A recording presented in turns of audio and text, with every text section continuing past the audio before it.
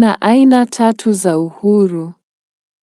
Aina ya kwanza ni uhuru wa kimungu, ambao ni mojawapo ya sifa za asili za Muumba, kwa maana yeye hana kizuizi chochote katika mapenzi yake, na hakuna yeyote awezaye kumlazimisha kubadili amri au mapenzi yake katika jambo lolote lile.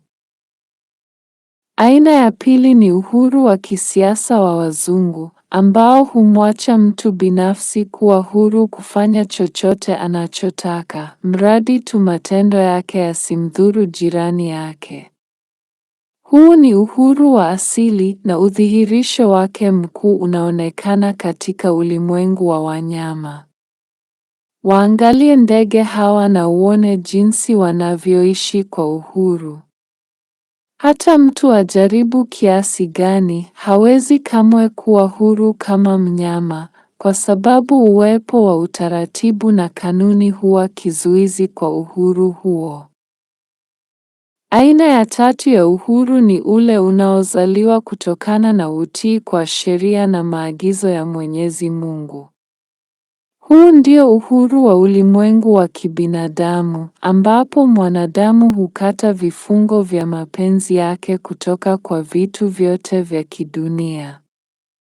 Anapofanya hivyo, huwa huru kutokana na mateso na huzuni zote. Utajiri au nguvu za kimwili hazitamwondoa katika njia ya kiasi na haki, wala umaskini au mahitaji hayatamzuia kuonyesha furaha na utulivu wa moyo.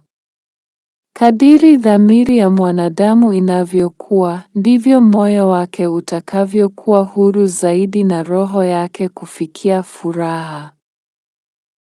Katika dini ya Mungu, kuna uhuru wa mawazo kwa sababu Mungu peke yake ndiye anayetawala dhamiri ya mwanadamu, lakini uhuru huu haupaswi kuvuka mipaka ya adabu na heshima. Katika dini ya Mungu, hakuna uhuru wa kutenda nje ya sheria ya Mungu. Mwanadamu hawezi kuvunja sheria hii, hata kama hakuna madhara yanayompata jirani yake. Hii ni kwa sababu kusudi la sheria ya kimungu ni kuwaelimisha wote wengine pamoja na nafsi yake mwenyewe, na mbele ya Mungu, madhara yanayofanywa kwa mtu mmoja au kwa jirani yake yana uzito ule ule na hayakubaliki katika hali zote mbili.